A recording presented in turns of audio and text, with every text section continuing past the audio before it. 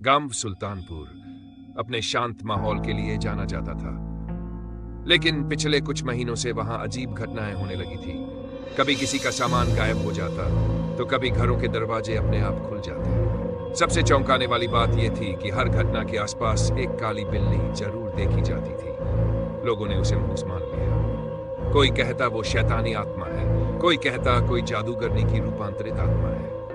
लेकिन 17 साल की आशी को इन बातों पर यकीन नहीं था। आशी एक होशियार और जिज्ञासु लड़की थी, जिसे रहस्यों को सुलझाना बहुत पसंद था। एक रात आशी ने उस काली बिल्ली का पीछा करने का फैसला किया।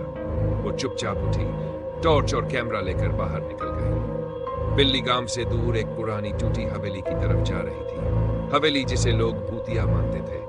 बिल्ली अंदर गई, आशी भी उसके पीछे गई। हवेली सुनसान और ठंडी थी, लकड़ी की सीढ़ियां चरमरा रही थी। बिल्ली ने एक पुरानी अलमारी के पास जाकर पंजों से एक दीवार खुरचनी शुरू की। तभी एक छिपा दरवाजा खुला। आशी दंग रह गई। वो धीरे से उस रास्ते से नीचे गई। नीचे एक तहखाना था। वहां अंधेरा था, लेकिन दीवारों पर बहुत सारे स्क्रीन लगे थे, जैसे कोई हर घर पर नजर रख रहा हो। आशी ने एक कंप्यूटर चालू किया। उसमें गांव के हर घर की लाइव वीडियो रिकॉर्डिंग चल रही थी। कोई इस काली बिल्ली के जरिए लोगों की जासूसी कर रहा था।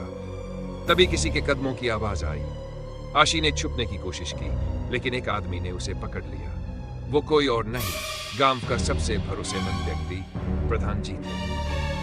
प्रधान जी ने बताया कि ये सब उन्होंने गांव पर निगरानी रखने के लिए शुरू किया। काली बिल्ली उनके आदेशों का पालन करती थी, उस पर खास ट्रेनिंग थी। उन्होंने कहा, लोगों को डराकर मैंने अपनी निगरानी प्रणाली बना ली, जिसे कोई अपराध न हो। लेकिन अब तुमने सब जान लिया है। आशी डर तो गई, लेकिन उसने हिम्मत नहीं हारी। उसने चुपके से सब कुछ रिकॉर्ड कर लिया था और अगले दिन पुलिस के सामने सबूत रख दिया। प्रधान जी को गिरफ्तार कर लिया गया। अब वो हवेली सरकारी कब्जे में है और वहां एक लाइब्रेरी बना दी गई है। काली बिल्ली अब भी हवेली के आसपास घूमती है, लेकिन अब लोग उसे संरक्षक मानते हैं, एक पहरेदार।